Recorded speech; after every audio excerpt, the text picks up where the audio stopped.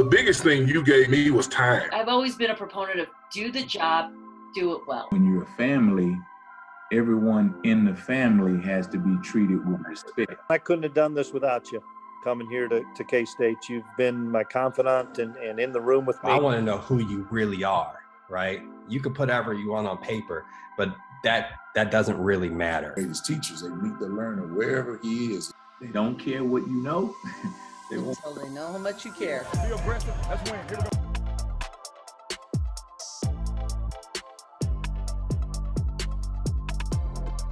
We've had authors, we've had Super Bowl winning coaches, we've had tons of athletic directors, we've had people from corporate America, we've had all kinds of people, but at the end of the day, they all have some connection to sports. And I think I've grown up realizing how important sports can be to the development of a young man and a young lady. And so we just try on this podcast, again, just learning those words, but we try on this podcast to provide those positive messages for people who might want to one day be a coach, one day be an athletic director, be a person in leadership.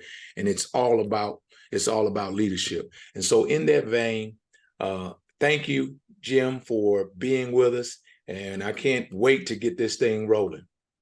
Yeah, Coach, thank you. I appreciate you asking me to do it. Feel humbled, and I enjoy doing things like this and sharing, what I've learned over the years, and also, being transparent and authentic with people. I know those are buzzwords that people talk about, but I really do feel comfortable talking about where I've messed up and how I've learned and mistakes I've made, because frankly, you're more relatable to people when you're real than to show like, man, I'm perfect. I've never made a mistake. I got it all together. And so anyway, I enjoy doing things like this. Thanks for asking me. And what I always try to do is bounce off of the things that you say, because one of our guests, I'm gonna say a couple years ago, he talked about that, the fact that leaders always feel like they have to be perfect, right? But nothing could be further from the truth that people follow people who are like them. And we'll get into some of that a little bit later. But the first thing I want to do is I would like for you to talk to us about your journey to becoming the vice president of athletics and director of athletics at the University of Texas, El Paso. Tell us about that journey.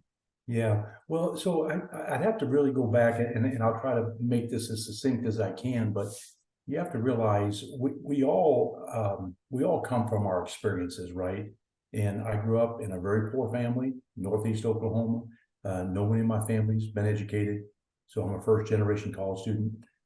Grew up on a farm around agriculture. Thought I was going to raise hogs and milk cows for a living, to be honest with you. So I like to joke to people that, hey, I'm kind of like the poster child for you can have a dream and get off the farm, right? But the opportunity to go, started out 2 years at Coffeyville as a student assistant football coach. I wasn't a good enough athlete. I played high school sports, but I wasn't a good enough athlete to go on and play, right? Yeah. I mean, there's about 5 million kids that were just like me, 5'10", 165 to 170 pounds, and slow. I had it all going for me, right? Yeah. So, I mean, there's not a lot of places you're going to go play. But I had a 2-year, like apprenticeship as a student assistant coach at Coffeyville when Dick Foster was the head coach there. Yeah. Everybody knows him in the industry. And then I went to the University of Tulsa for 2 years under John Cooper for 2 years. Coach Cooper, really allowed me to coach. And then I got a chance to go to Arizona State as a GA.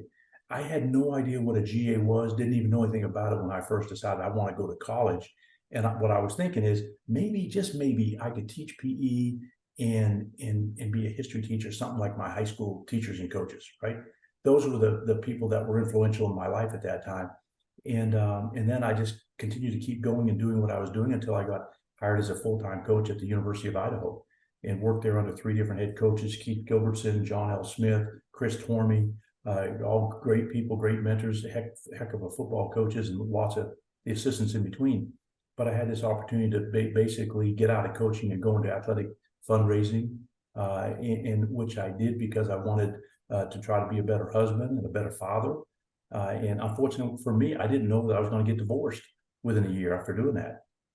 And so then I went back into coaching again for 3 years, and I got out of coaching again, trying to put my family back together. So after that point, when I got out of coaching the second time and I was the associate head coach at Idaho, I knew I'd probably not be in coaching again. And so at that point in time, I just tried to figure out what's my next path? What does God have for me? And where I can be successful, apply my skill set and my knowledge.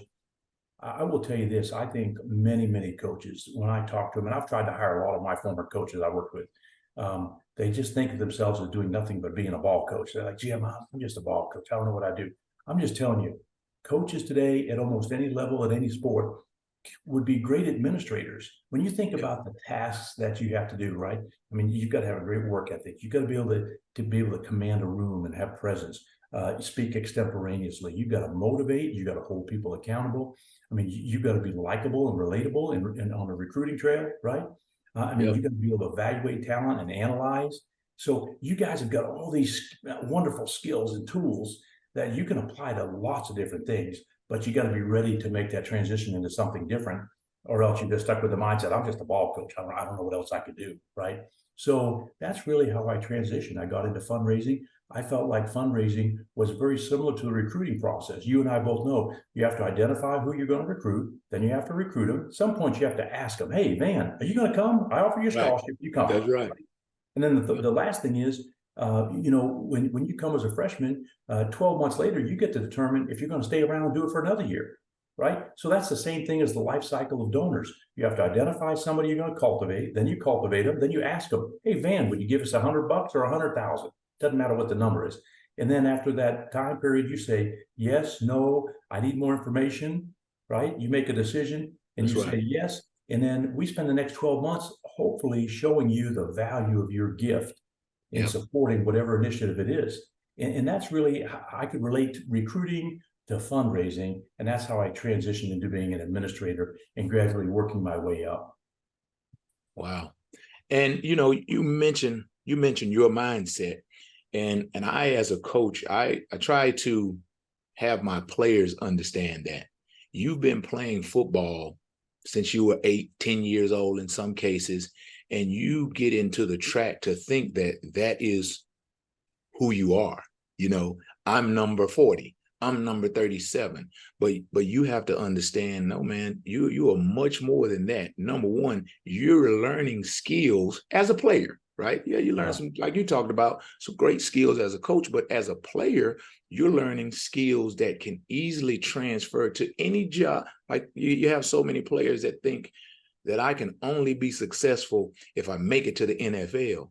No, man, you're learning skills that will help you excel in the workforce, because there are people who are in the workforce that don't really like to work, but you've learned the value most times as a student athlete, the value of hard work. You know how to complete tasks. You know how to work on a team. You know how to win, and you know how to handle losing. And that happens throughout life, throughout the workforce. So my next question is, and here at Kansas State, a few years ago, we as a staff, Coach Kleiman and the rest of our staff and our team leadership, we gathered up and said, we fight hard to win games, and everybody's fighting hard to win games, but we need to have some things that let everyone know and let us know who we are, and they're our core values. And so our core values here are discipline, commitment, toughness, and selflessness. And we talk about them and we identify them, and they're an important part of every single thing that we do every day. And so my next question to you is what are your core values, or the core values of your team, and how do they go into developing that leadership on your teams? Yeah, that's an excellent question. Probably the best place for me to start talking about it, and I've kind of developed this over the years as I keep thinking about, well, who am I? And if somebody asks me, Jim, who are you? Right? What do you stand for? What I've kind of synthesized this down into is what I call my AAA philosophy. Okay. And so everything starts with attitude. And by that, you and I both know what I mean. We're talking about having a great attitude. What's a great attitude? A positive attitude, a can-do attitude, right? And what I've noticed, Van, over the years is you show me people with a can-do attitude, you show me people that have a positive attitude, by and large, they'll have a couple of traits that tend to stand out. Number one, there's a sense of gratitude and gratefulness for where they're at in their life, right? And they're thankful for where they're at, what the opportunity that they have, and how blessed they are. The second thing is there's a little bit of humility about them. And that means that there's enough oxygen in the room for us both to breathe, for us both to have success. I don't have to blow out your candle to make mine burn brighter, right? Right. So that comes from having an inner self-confidence, right? Of, first of all, being thankful, being grateful, and because of that, you can be humble and you can celebrate other people's successes without being jealous or petty or trying to undermine them. So the first A is attitude, be humble, be grateful. The second A is what I call be a person of action. What I mean by that is have a great work ethic.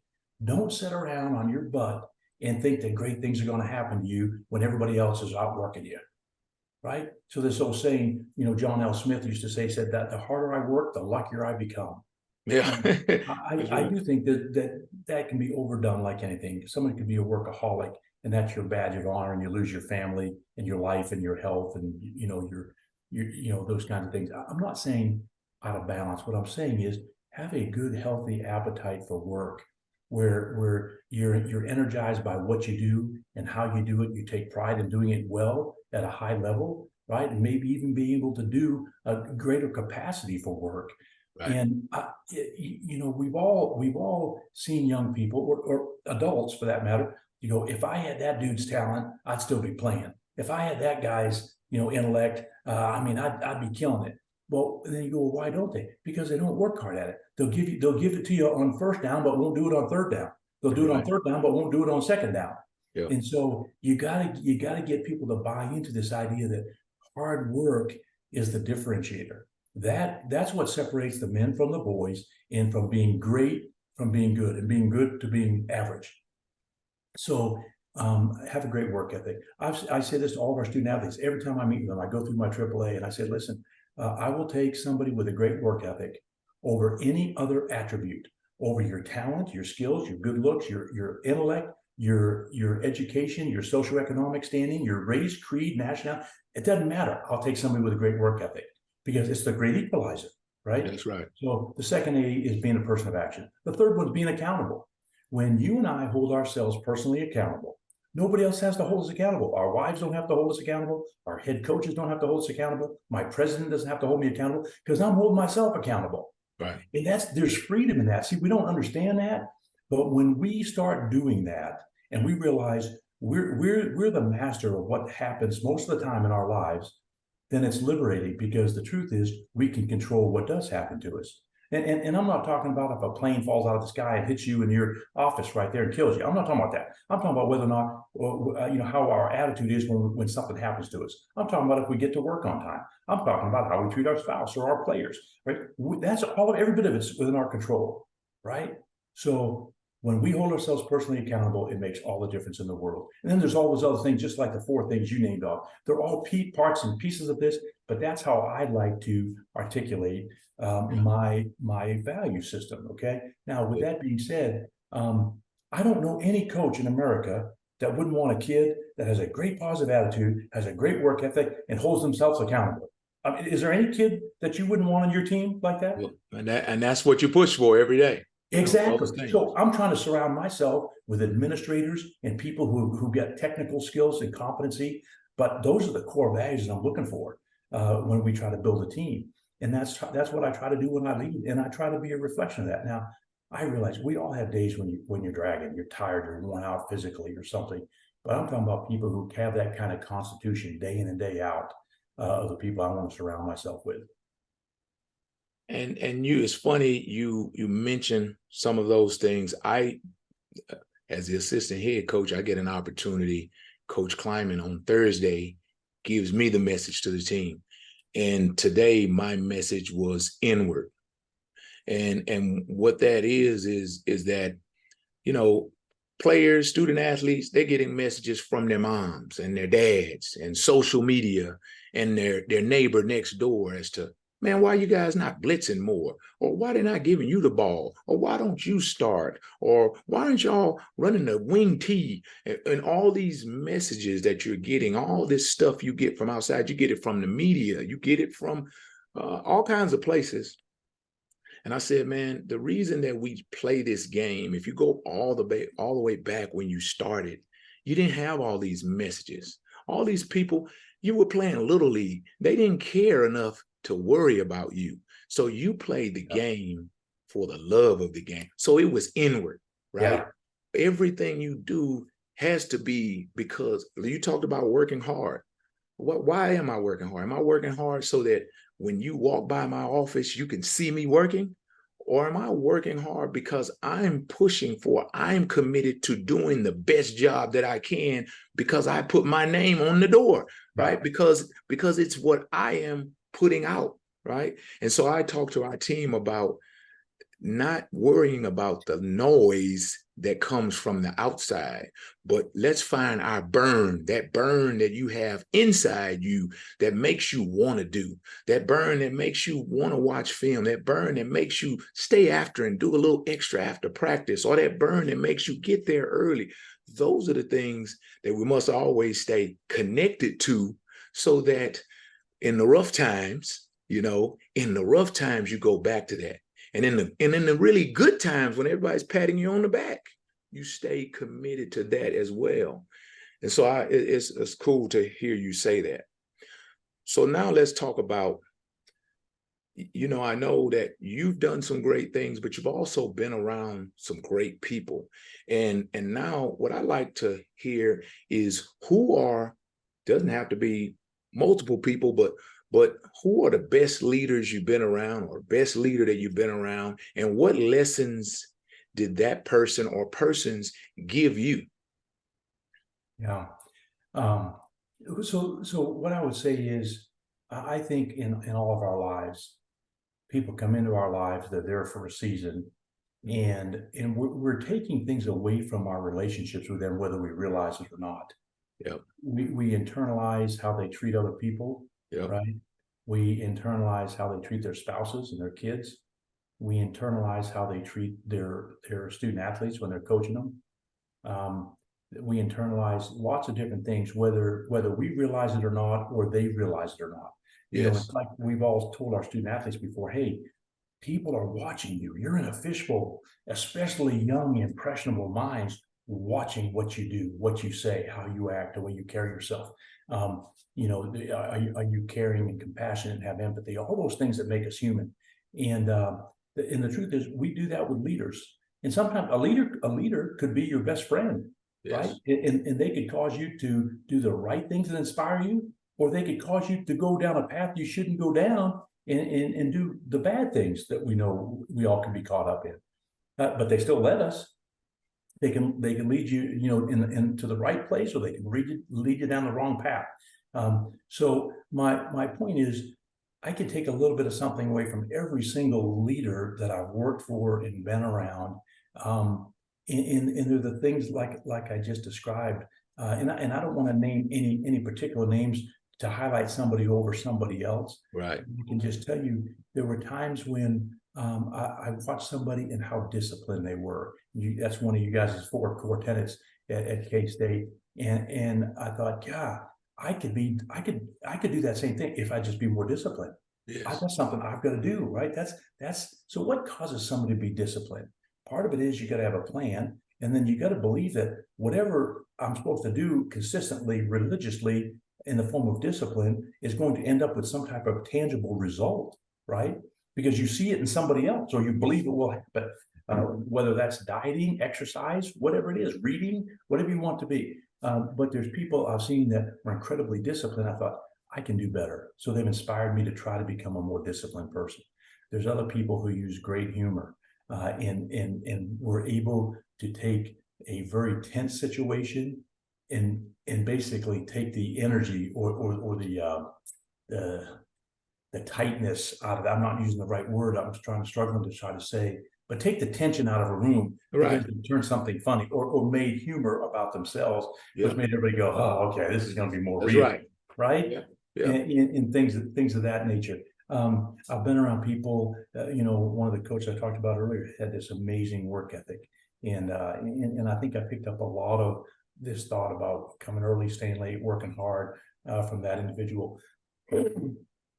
I saw one of my leaders who's an administrator that always showed an incredible amount of generosity to people.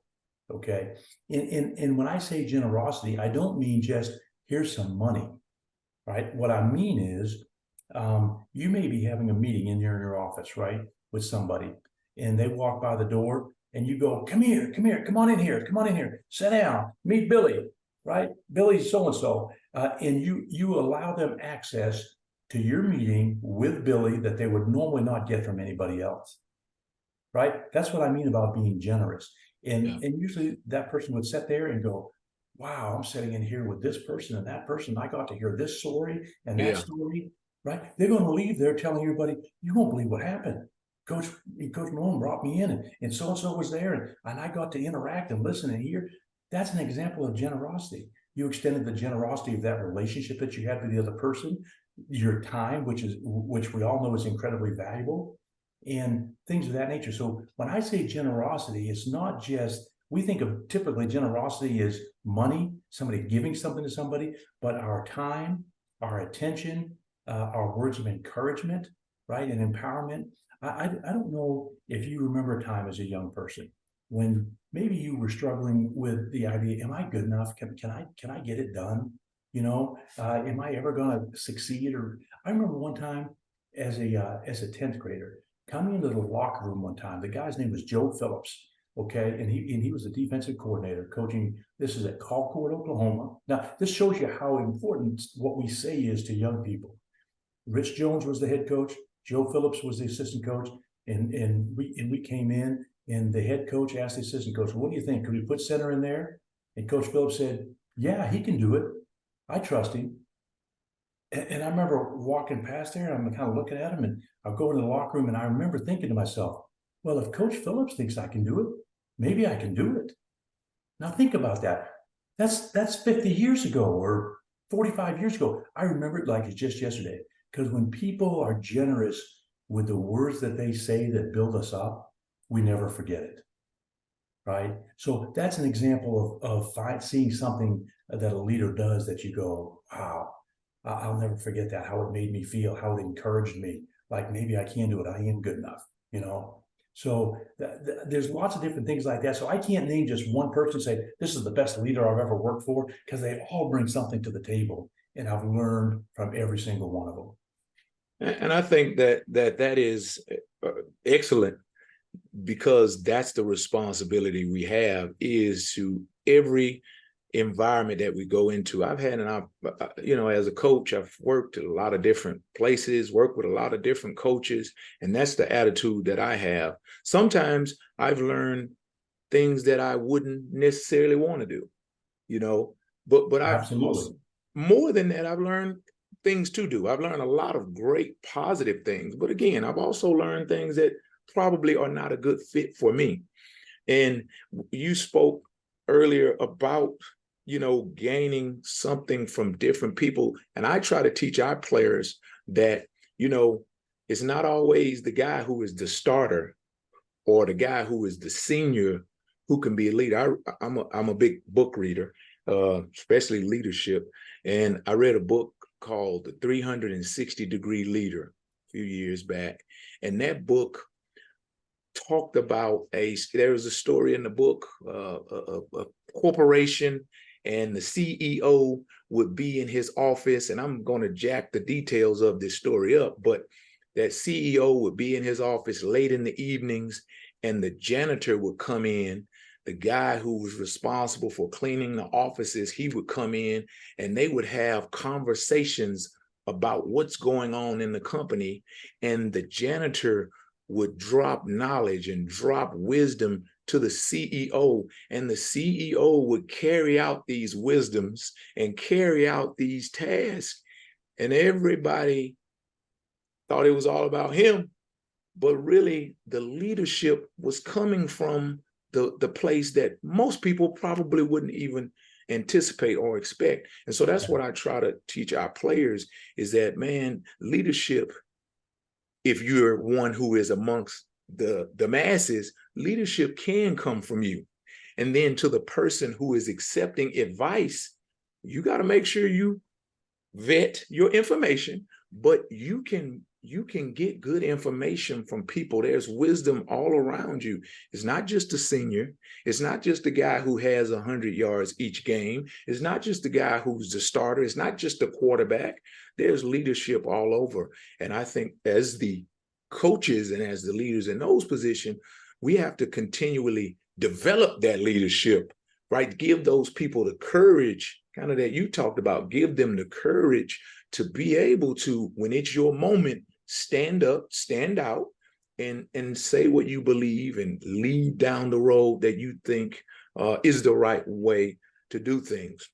Yeah. So, Coach, let me just interject something here, because made me think about this when you talked about, the CEO and the janitor. As athletic directors look to hire coaches, right? Everybody puts their best foot forward. It's a little bit like when you're dating, right? I mean, you're gonna look good, get shaved up, wear your best clothes, have your best manners. When ADs are looking to hire coaches, all the coaches are dressing up. They're gonna tell you what you want to hear. The truth is, if you really want to find out what somebody's values are, you got to start digging. And I'll just use you as an example. If I called and could get a hold of one of the walk-ons in your position group and say, tell me, how does coach treat you, right? If I were to get a hold of one of the equipment people, right, and say, tell me about coach, what would he tell me? What would she tell me? If I were to get a hold of the athletic trainer, the student trainer who works with your position group and waters your guys down, right? What would that person say about your language, your demeanor? Do you even know her name? Yep. Right? Do you say, hey, trainer, get over here? Do you say, hey, Betsy Lou, come here? How's it going today? Right? How's school? I mean, so there's all these things, because if you're doing the right things by those people who can do nothing for you, they're there to serve. If those people say, he is the best guy, he's funny, I mean, he treats his kids right, I mean, he treats other people who can't do anything for him respectfully, that's the kind of leader I'm looking for, right? Right. So, and it's to your point, the janitor knows this stuff. They know how people really are. Yep. And those are the kinds of facts and information I got to try to get when I'm looking to hire my next head coach in any position. Yeah. So you made me think about something that happened in my life personally. I was at a school. Coach, of course, coaches, we get fired and we got to move to the next school. So I was in a moment in my life where I was moving to the next place. I like to say fired. I don't like to say transition. I don't like to use all those cute words. I like to say fired, right? Because when you're fired, there's a different level of intensity about your walk. You got your ears pinned back because you're looking for the next opportunity. So it's just different the way you think of it, right? I like to put that pressure on myself. Well, anyway, I was in that position.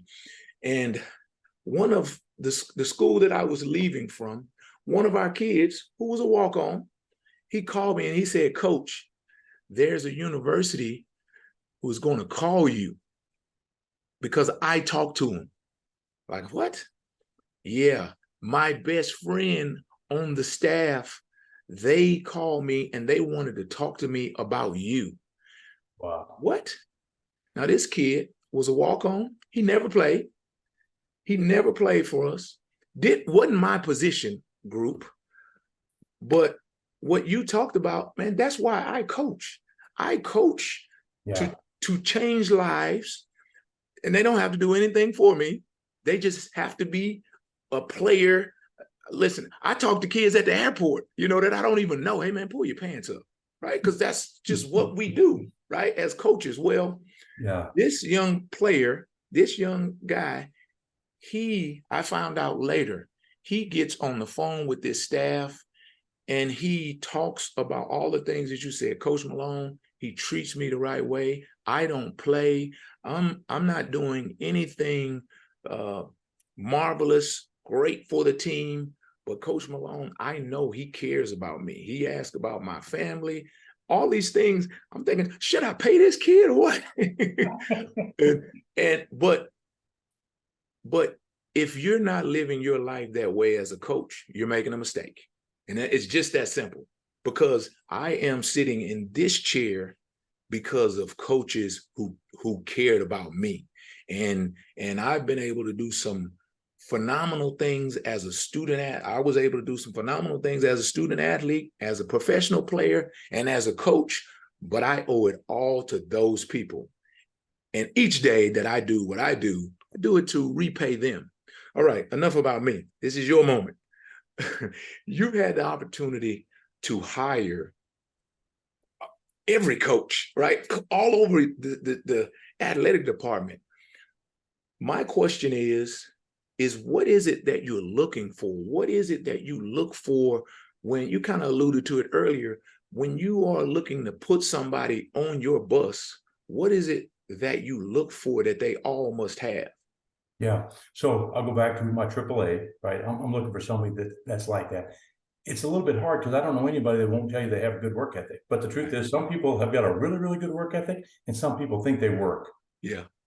Whole different story, right? You can tell when someone comes early, stays late, and works hard and put their heart and soul into it. And then some people don't. They're playing the game, right? But so what I can tell you, one of my favorite things to ask people during an interview is, what's your secret sauce? This goes back to the McDonald's big 2 all beef patties, special sauce, lettuce, cheese, onions on a sesame seed bun. But the whole special sauce thing, the point is, what makes your burger so special it's irresistible? And so what you're going to tend to hear when in the coaching realm is about 5 things. Number one, I can build better teams. I'm a better team builder. Somebody may tell you, I evaluate talent better. So in other words, I'm going to make fewer mistakes when I recruit kids and when I sign kids. Somebody else is going to say, I develop talent better than anybody else, right? I know how to get them coached up and increase their skill set. That could be physically, mentally, emotionally, their skill set. You're going to hear somebody else say, I'm the best recruiter you're ever going to bring in here, right? So now you could be a good recruiter, but recruit the wrong talent and not develop them, and you're still going to have a bad team, right? Yep. I mean, so these are all elements, but I can promise you, if you don't have somebody that works hard at recruiting and they don't like it, they're probably not going to do very well at it, right?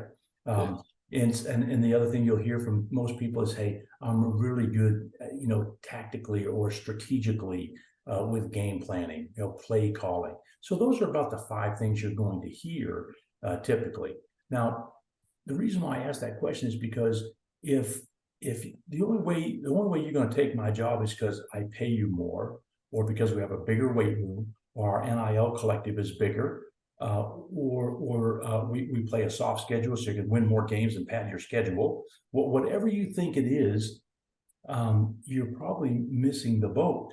Because if all things are equal, if I have exactly what K-State has, then it doesn't matter who I hire. I could hire you or somebody else because we're exactly the same. What I'm looking for is, who is going to be the differentiator at my place, okay? But because of their unique skill set or abilities. And some people might have 2 or 3 of those things I talked about, right? So you're comparing your pool of candidates and you keep narrowing it down to the point where you go, I think this guy or this gal is the one. And here's why I think that. And when you can name it, okay, and they can really demonstrate how they've done that or why they believe they can do it, then you're onto something. I think what's really challenging for folks who have never been a head coach is you speak from the position of, this is what I'll do when I become a head coach.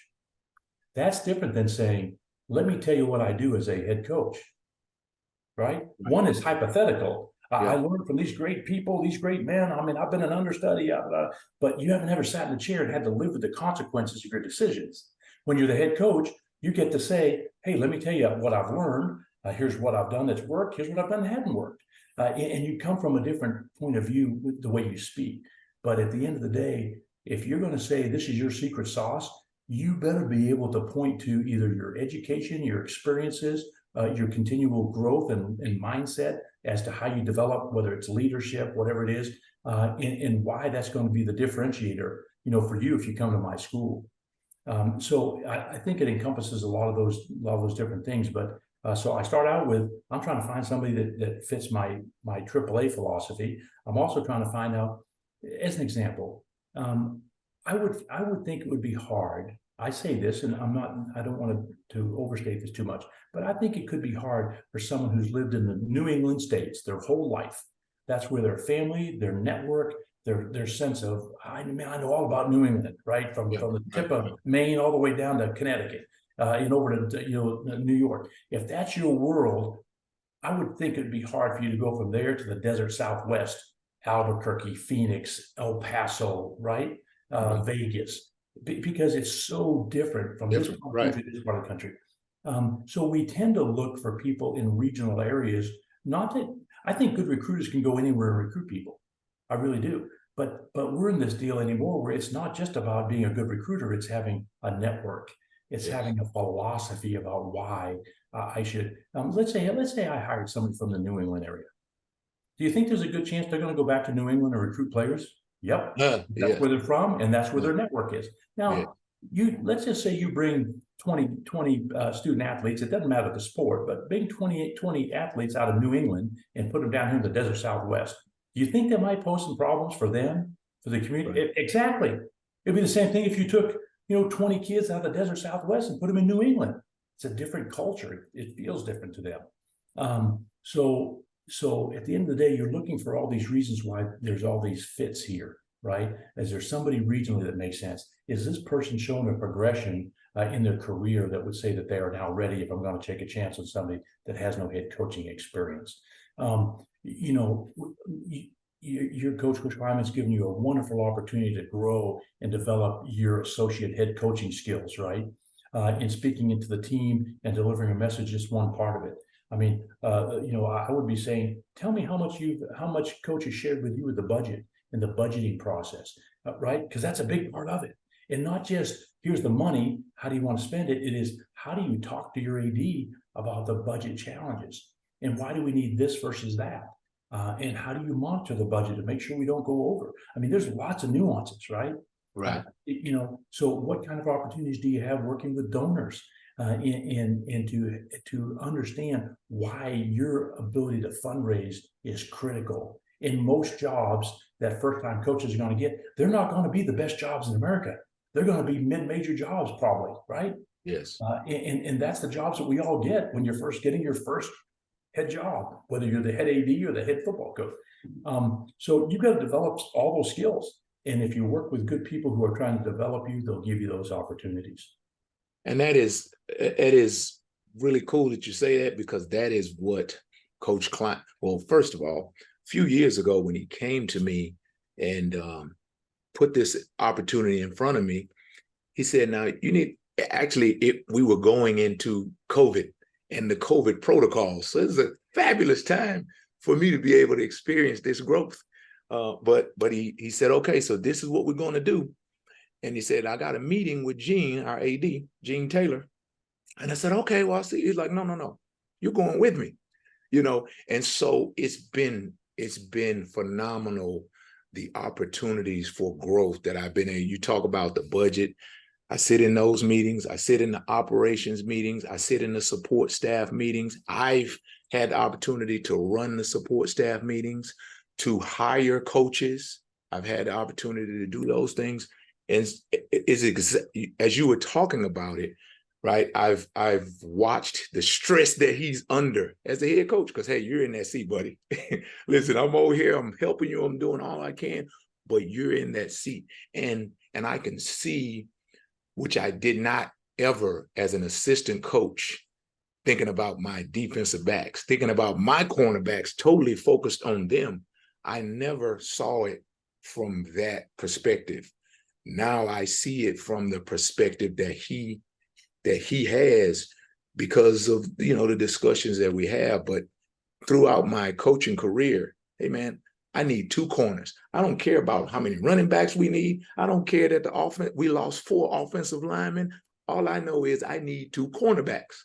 Whereas the head coach is operating in a different place. And so it's just been phenomenal in terms of the learning experience and the great blessing that I have for a head coach to give me those learning opportunities day after day. Yeah, and that's really good, and it's cool, Van. I would tell you is I don't think enough head coaches or enough athletic directors are helping people who want to be in that position. I don't think they're giving them enough opportunities to see it, to let them come behind the curtain, if you will, to see the nuances and the intricacies, partly because sometimes it's highly sensitive information, right? And it takes a level of trust to be able to show you behind the curtain, know that you're going to keep your mouth shut, and you're going to use this as a learning experience and ask good questions as opposed to going to talk to the rest of the staff, right? In those kinds of things. So, but I tell you, when somebody is mentoring you like that and providing those experiences and opportunities, it's absolutely invaluable. We just need more people, head coaches and ADs, to do that with their subordinates to help them grow, because we all need it. Right. And again, that's one of the reasons that when Pat and Tim came to me with this opportunity to do this podcast, I thought that this was a way, because I agree with you that there's, a lot of coaches who want to advance, who want to grow, but these opportunities, they operate in lieu of, the experiences that you could get, from your own coach or athletic director. And so again, thank you for your willingness to share. I got two more questions, and the first question is about NIL, right? Because this is our world today, right? How do you deal with NIL from a management of it, right, within your athletic department, but then also from an education of your student athletes about the benefits of NIL? Yeah, so I'm going to probably answer this a little bit different than you might expect. I believe NIL was meant to be for student athletes to legitimately monitor or monetize their name, image, and likeness. Okay, that means you can do anything you want to do, Van. It's the world is your oyster. Do anything you want to do. Unfortunately, that isn't really what's happened. Okay, so we've seen collectives created. No one even knew the word. No one was using the word collective 3 years ago. Right. Yeah. It was, hey, you want to be a social media influencer? Oh, you're an artist. You want to sell your pictures? Oh, you teach golf. You want to teach golf lessons? Great, do it. But what's happened is this has gone to a pay-to-play model. All right. So I still think there are some collectives, from what I understand, who may be legitimately giving student athletes a chance to do something in the realm of some giving back in some way, maybe through a nonprofit and those kinds of things. But if you were to think about this, if your autograph is so valuable as a player at K-State that someone would legitimately say, God, I'd love to have your autograph. Would you autograph this ball? What will you charge me for it? And you said, gosh, I'll charge you $100. Okay, great. You sign my football, I give you $100 bill. It's another thing if I said, hey, I want to give you $10,000 if you'll autograph this napkin. And you go, well, yeah, okay.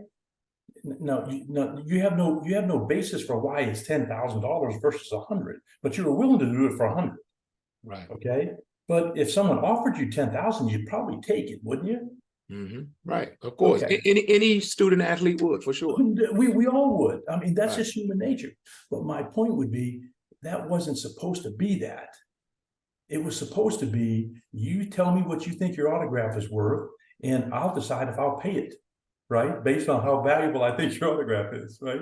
You tell me you want 10,000, say, dude, I ain't giving you 10,000. I'll give you $100 though, autograph the ball, and you'll either take it or walk. So my point here is, it's not what it was intended to be.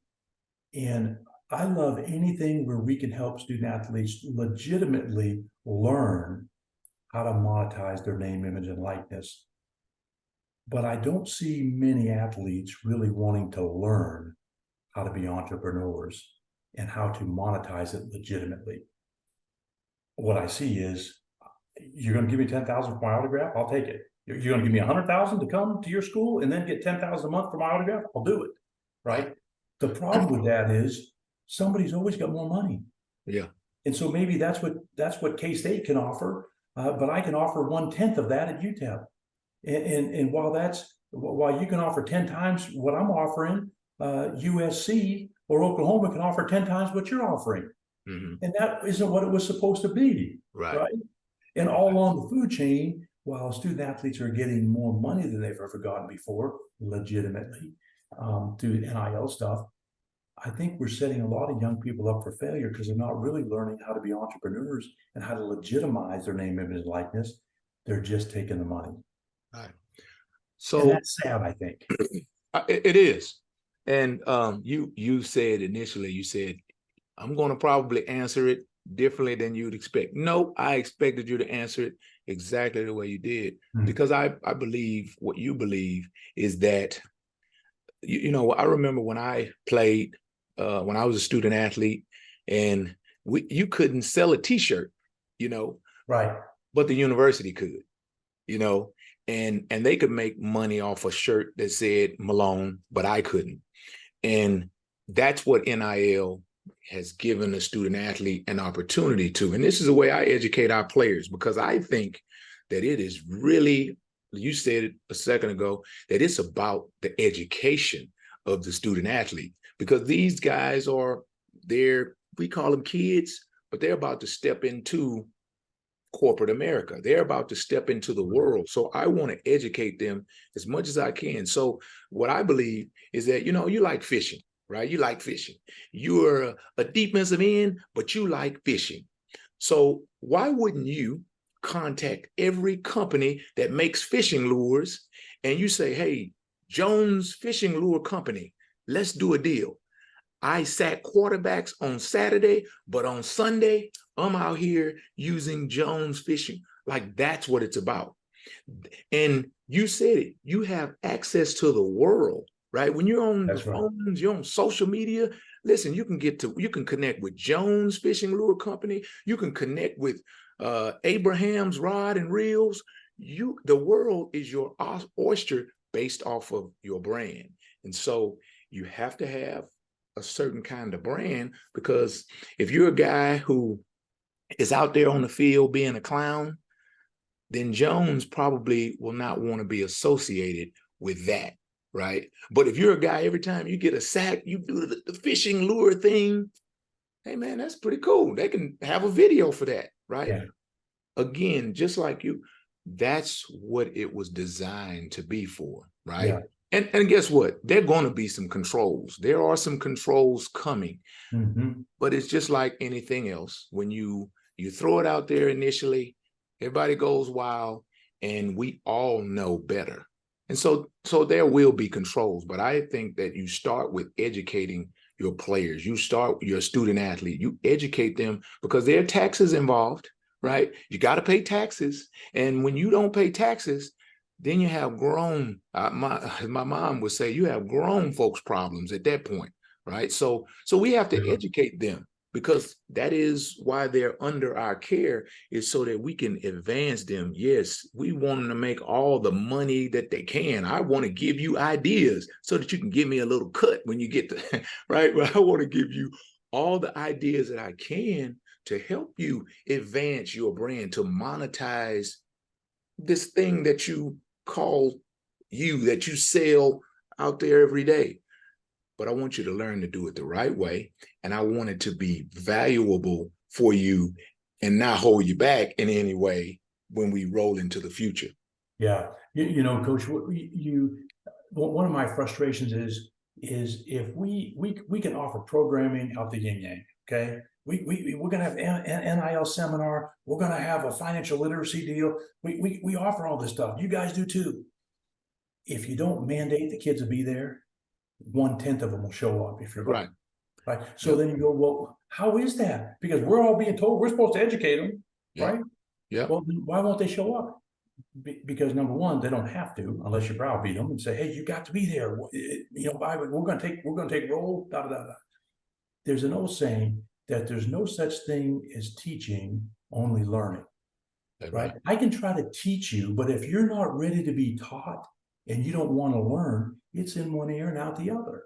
Right. We've all experienced it, and as kids, we've done it too. So Yep. my point is, when people are ready to be grown up and they're invested in their own education and learning because they have a desire, then all of a sudden they're all ears and they're like a big sponge, right? Yep. And so I know that we have young people that need to hear what we're trying to tell them because it's invaluable to them as they get ready to go out into the world and have big people problems. And my frustration is many of them don't want that. They just want to take the shortcut and get the money without thinking about what's going to happen. You know, the day a kid's eligibility is done, you and I both know this. When you walk out the door, if you have your piece of paper or you don't, when you're done, you're like every normal person on the rest of this planet. Yep. No one really cares what you did over there when you were playing. And there's more kids that are second and third teamers graduating than there are first teamers and all Americans, right? And all conference performers. So the point is they're going to get out. And if they were getting NIL money, not because they really did NIL activities, but because it was given to them, they're going to go, wait a second, my first job, I made $36,000 a year and you want me to work 60 hours a week? Yeah. I made 150 in college, man. Come on. What are you talking about? And I somewhat feel like these kids may be getting set up for failure for what is the real world. Yes. And that's my concern for our young people. Yes. Yes. And again, for me, I take great pains, great responsibility because I say, you know what? If my players, the ones who are directly walking around here talking to me, I'm smiling, telling I love them every day. If I allow that, then that's my fault. You know what I mean? And so I when you and I look back at it, we're saying that this is what we're cultivating. This is what is happening. Right. But just like on this podcast, we're going to keep fighting to do better. We're going to keep educating. And if you don't want it, turn it off. You know, there'll be some people who turn it off. Right? It's not for you. But we can't give up. You and I, our responsibility as leaders is to keep doing the right thing and trust the process. If we get through to one kid because we keep doing the right thing, then it's one kid we kept from going down the wrong path, right? And that's why I'm here. And they internalize and they go, yeah, I remember Coach used to say this all the time, right? And one day too, they're going to say something and go, God, I sound just like Coach Malone. I sound just like Jim Center. They will, just like we say stuff right now. I promise you, you say, you go, God, I sound just like my dad. Yeah. Yeah. Well, I have former players who are now coaches, and I hear that all the time. And so that is the confirmation for me and them that we were talking about the right things. I got one final question, and this question is kind of cool. I always get a laugh out of it, but this question is, so you're talking to young Jim Center, and that dude, right? He knew it all, right? But you're talking to that dude. What would you say to him that you wish he'd have known back then? Yeah, that's a really it's really a deep question because it causes you to look back and think about, you know, probably where have you messed up. Or you know, if you could change something, what would you change in your life? And you know, I would tell you, I think because of the way I grew up, being poor, having a lack of self-confidence, being undersized, you know, just never really feeling like you measured up. So you carry this with you, thinking I got to prove myself to everybody. Yeah. Right? Or I'm going to make sure that everybody knows I'm a success. Yeah. Okay.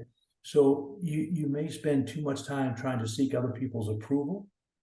You may spend too much time trying to outwork other people. You may you have the tendency to possibly be jealous of other people's success and go, God, why can't I have that? Why isn't that happening to me? You know, which is like a vicious circle because you go, well, because I ain't good enough. I ain't big enough, strong enough, fast enough, smart enough, good looking enough, whatever it is, educated enough. And so this constant comparison of ourselves to other people can absolutely eat you alive, and it can develop really poor, bad habits. It's taken a long time for me to get to the place where I'm comfortable with who I am, not constantly having to seek other people's affirmations. And even then, there'll still be some times you're like, oh man, you'll kind of fall back into that a little bit. But by and large, I'm at that place now in my life as a 62-year-old man. But it shouldn't have to take to you 62. And part of that is the sooner we can help our children, right, understand this. You're uniquely made. There'll be nobody else like you, and you'll be like nobody else. But don't worry about them, right? And they shouldn't be worrying about you. Just be who God made you to be, and be the best version of that that you can possibly be, right? And celebrate it. And that's what I wish I could tell myself. Yeah. Yeah. Well, I think that's a great message. And it's a message that, man, 62, 72, 82, there's some people who are still learning that message. And we've had guests come on here in the past who've talked about those same things, that, you're in these places where you are giving so much of yourself to others, and you realize that some of those same lessons you're trying to give to them, man, if you just talk to yourself sometimes, and Yeah. I appreciate you for sharing that, because that's somebody else's journey. That's somebody else's thought process that hey, let me prove it. Let me prove me. Man, it's like I said to the team, it's in here. Don't worry about what they think, right? They do matter, but they don't matter, right? It's about what you feel about you. Jim, I appreciate you. Man, this has been a great. Yeah, thank you, There's Coach. sometimes where they're really good, you're just good, and I appreciate that. I've followed you on Twitter, and I read your messages, I read your messaging, and it's positive, and it would be fitting exactly as to who you are as a person when I have an opportunity to visit with you. So I appreciate that as you have the opportunity to shape our world with student athletes and coaches. Thank you for what you do, and thank you for your time. Yeah, thank you, Coach. And same to you. Thank you for what you're doing. You're reaching people. You may never know it, but you're reaching people by what you're doing, and I thank you for that too.